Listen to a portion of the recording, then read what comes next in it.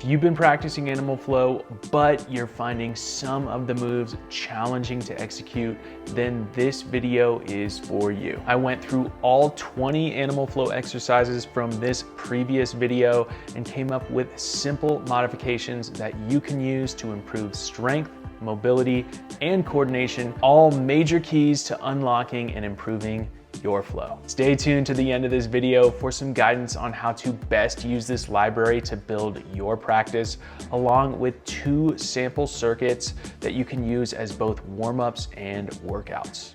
Let's get started by shaking and waking the body up. Feel free to try any of the movements with me as we go through this library. Getting started with wrist rolls. Clasp the hands together and start rolling the wrists away from the body. Slowly open up and connect to how your wrists are moving today. Reverse this movement by rolling the wrists back toward the body. Interlace the fingers at heart height. Start the wave by first lifting the left elbow, then left wrist, followed by right wrist, and then right elbow, creating a wave through your arms. Once you get the pattern down, smooth out the movement for a few reps in that direction. To reverse the wave, start by lifting right elbow, then right wrist, followed by left wrist, and then left elbow. If you're struggling with this mobility exercise, it's all good. It took me almost 2 months to get this going the other direction, so feel free to take it into this variation to mobilize those wrists in the same pattern. To start loading extension through the wrists, bring the hands to a prayer position at the heart. Drive through the heels of the hands and breathe. You can work through a range of motion by driving the wrists down and up or hold as an isometric. Load the wrists through flexion by coming into the reverse prayer position, starting with the hands down low and then driving the wrists up. You can work through that range of motion or hold as an isometric. Shake those wrists out and we're ready to roll. If holding beast with the knees off the ground is too much, simply drop down to the knees into a 6-point beast. Drive through all ground contact points and continue to breathe into your torso. Progress this movement by taking it into a 6-point beast march, nice and slow, staying connected to your body. Another great movement for stability in the 6-point beast is the bird dog. Start by extending right arm forward and left leg back, maintaining your center and balance. Return to the ground and repeat on the other side. The lengthened limbs will increase load on the core and challenge your balance. So move slowly, breathing in as you lengthen the limbs and exhale upon return. The stationary crawl will help you dial in the cross crawl pattern without needing a ton of room. Start in 6-point, striding right knee toward right wrist and then left hand forward. Reverse by bringing left hand back toward the left knee and then right knee backwards. This leaves you with 2 limbs moving and 2 limbs stationary. Be sure to switch sides so you even out the crawl pattern and do your best to keep the eyes up a few feet in front of you while staying engaged through the core.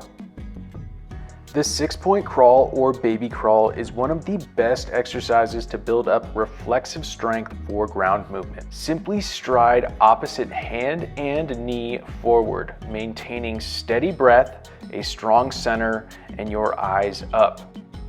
Reverse the crawl with contralateral strides backwards.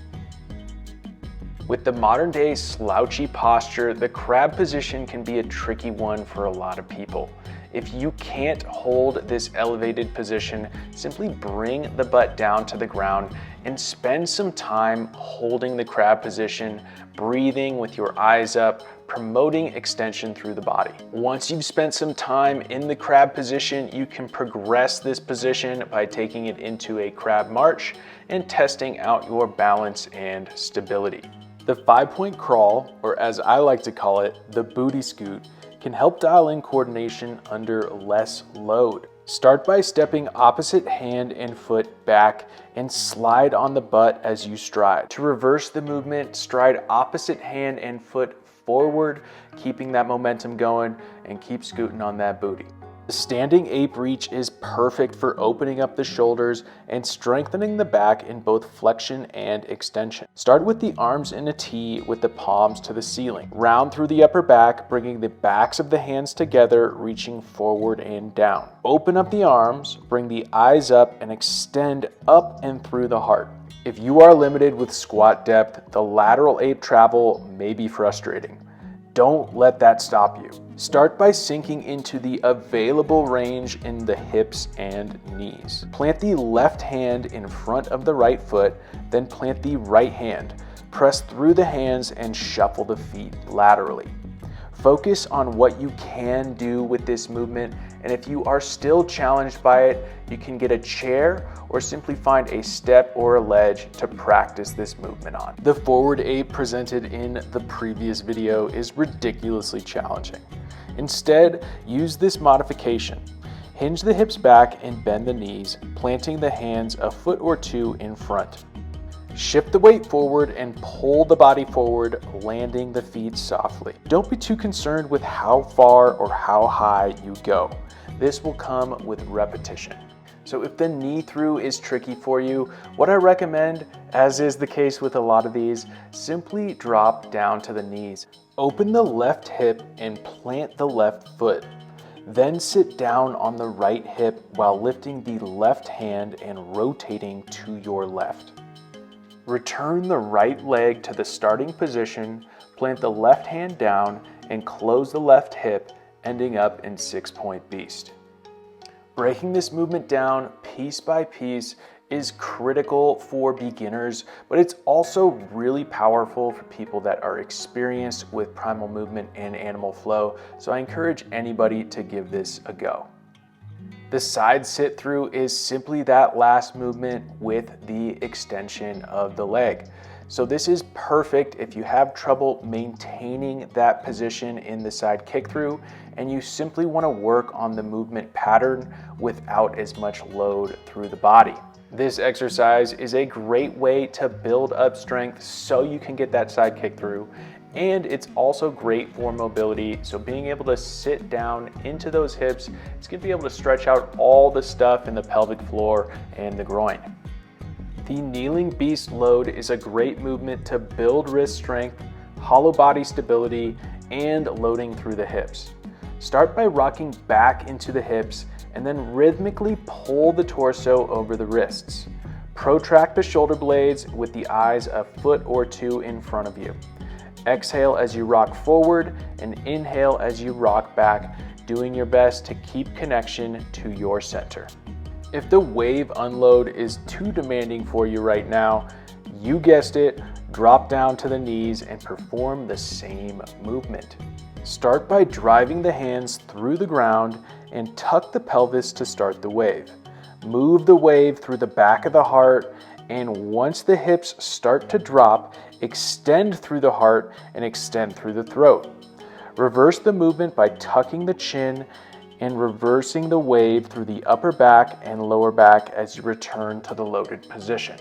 The kneeling front step opens up the hips in both flexion and extension, and it's a personal go-to for me when I want to stretch out my legs dynamically. Start in the kneeling loaded position and step the right leg to replace the right hand. Bring the eyes up to promote slight extension through the body. You can turn this into a nice flow by alternating sides or hang out and stretch out the tight spots.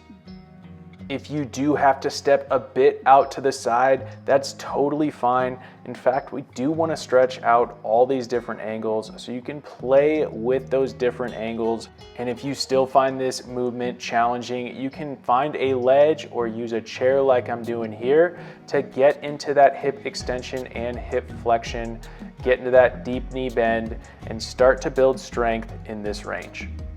Some of these core exercises in Animal Flow are pretty challenging, so what we're going to do here is take it into a plank and work on the outside knee drive. Drive one knee to the outside of your elbow or tricep, and if you don't get there, that's fine. We just want the intention.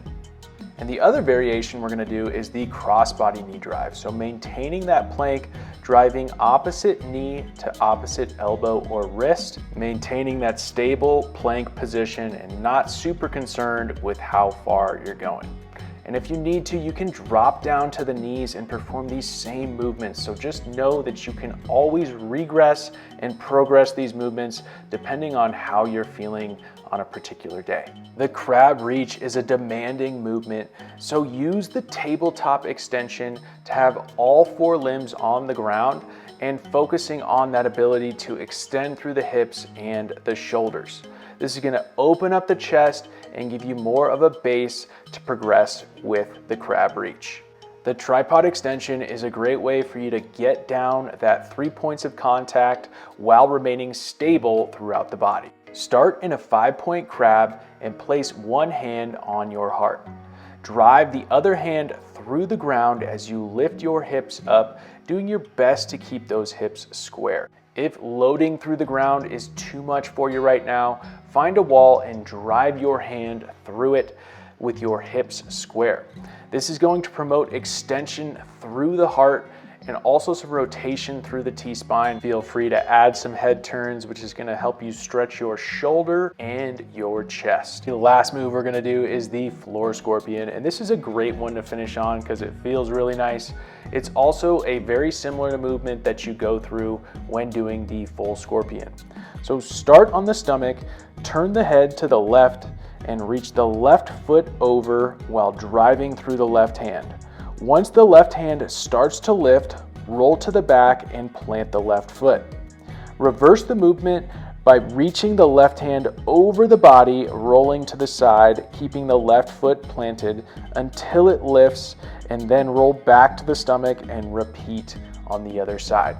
This move helps develop that roll pattern, and it's perfect for integrating the fascial lines that you're gonna dial in when going through the full scorpion. Now that you've gone through this library of moves, it's time to build this into your practice. Pick 4 exercises from the library that you're comfortable with doing right now. These are the 4 moves that I've picked, and you can see that I've included something from Ape, Beast, and Crab to make sure that I'm hitting all the base positions. You're gonna perform these 4 movements in a circuit style workout, working for 30 to 60 seconds, followed up by 15 to 30 seconds rest, and you're gonna do that for 3 rounds. Stick with that for 2 weeks, and then your baseline workout becomes your warm-up.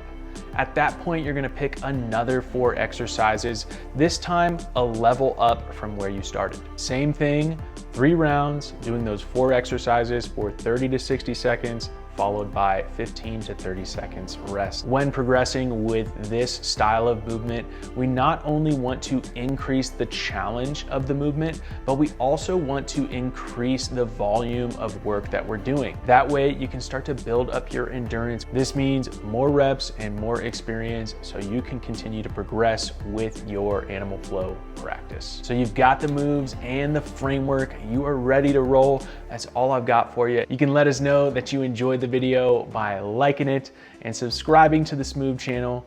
We really appreciate it. If you have any questions, drop them in the comments section below, and we'll be back with more. Stay smooth.